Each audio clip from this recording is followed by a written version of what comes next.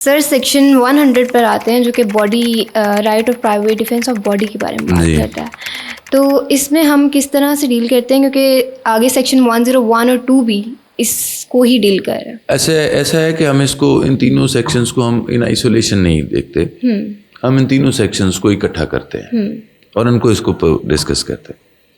Sections 101, 102 और 103 ये तीनों right of private defence against body को जस्टिफाई करने के लिए या उसको उन हालात को कैटर करने के लिए ऑफेंसेस। सेक्शन 100 के अंदर वो हालात बताए गए हैं कि जिनमें आप किसी शख्स की जान ले सकते हैं। While exercising your right of private defense under the law, you are allowed to take the life of the other person. लेकिन इंटेंट, फिर वही बात करूंगा कि इंटेंट सिर्फ अपनी जान को बचाना है, दूसरे की जान को लेना नहीं है। बिल्कुल। पहली चीज उसके अंदर ये है कि अगर बॉडीली इंजरी और हार्म है, आपको डेथ और ग्रीवियस हर्ट है की एप्रीहेंशन है, डेथ और ग्रीवियस हर्ट की इमीडिएट एप्रीहेंशन है, तो आप अपनी उस एप्रीहेंशन के तहत किसी शख्स की जान ले सकते हैं in order to overrule that और in order to avoid that situation.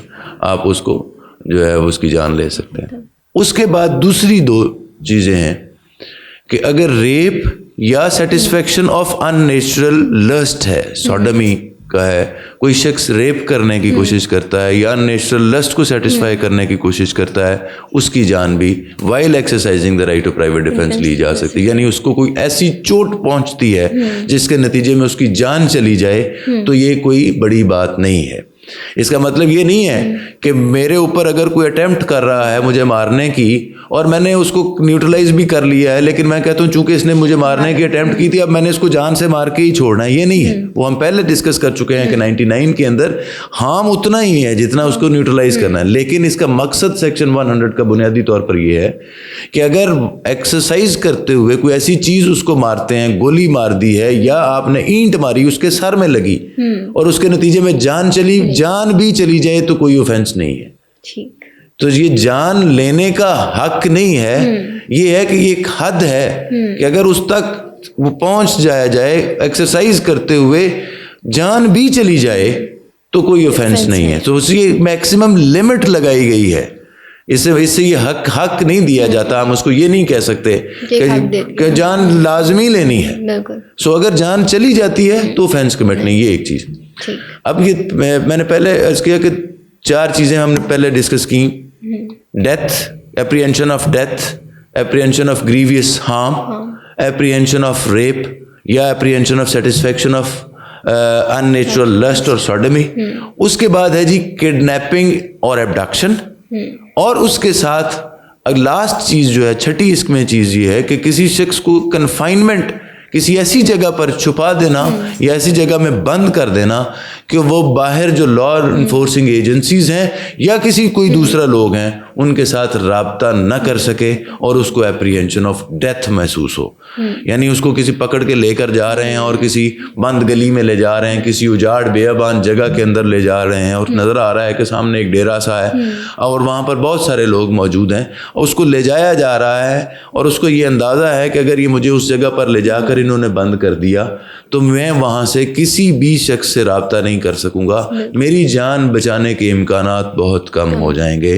तो ऐसे हालात में भी अगर वो कोई ऐसा हार्म पहुंचाता है जिसके नतीजे में उस शख्स की जान तक चली जाती है तो he has committed no offence. ये सेक्शन 100 में बता दिया। अब उसके बाद सेक्शन 101 आ जाता है।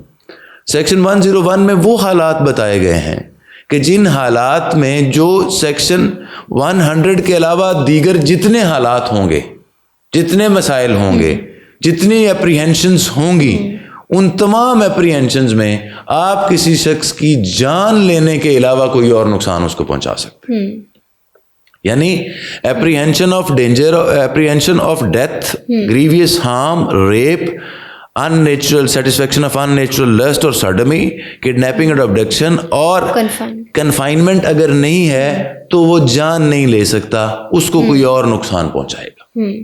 अब वो क्या है कि अगर कोई शख्स स्टिक से मार रहा है आपको तो उससे कोई ऐसा ग्रीवियस हार्म की बात नहीं है, इंजरी बेसिकली, एक माइनर इंजरी हो सकती है, तो आप माइनर इंजरी को अवॉइड करने के लिए माइनर इंजरी ही कॉज कर सकते हैं। बिल्कुल माइनर इंजरी को अवॉइड करने के लिए आप उसको पिस्टल का फायर करके मार नहीं सकते।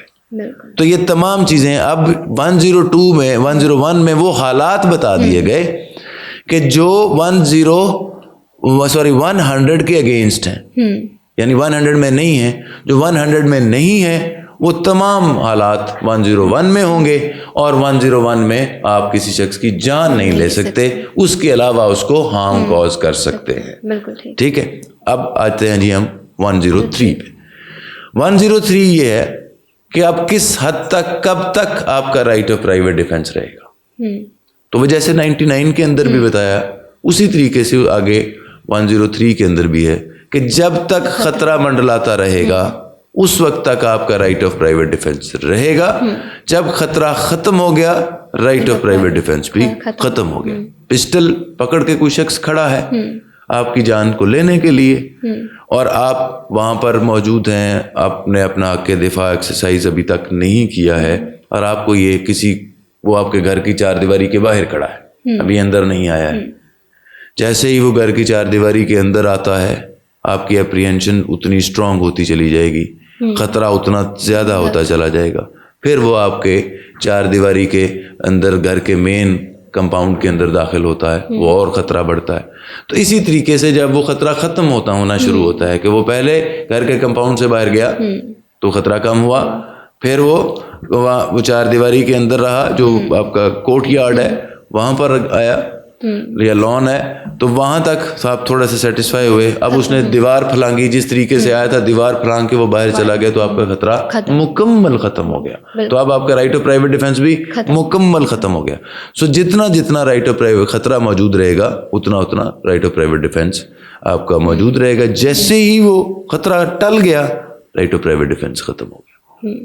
अब ऐसा भी होता है बाज़ औक़ात हम, वो एग्रेशन होती है, अपने ऊपर काबू करना बड़ा मुश्किल होता है। किसी शख्स ने पिस्टल ताना और पीछे से आपका कोई भाई आ जाए, कोई दोस्त आ जाए, वो उसको पकड़ लेता है, उसको ग्रैब कर लेता है, उसको न्यूट्रलाइज कर देता है, पिस्टल उससे छीन लेता है, और उसके बाद फिर उसको तशद्दुद किया जाता है, उसको मारा जाता है, फिर उसको जान से मार दिया जाता है। सो अब ये जो काम आप कर रहे हैं वो राइट ऑफ प्राइवेट डिफेंस के जुम्मे में एक्सीड कर रहे हैं। ये 103 के अंदर वो लिमिट बताई गई है कि राइट ऑफ प्राइवेट डिफेंस किन किन हालात में। तो जब जान महफूज हो गई तो खतरा भी खत्म हो गया।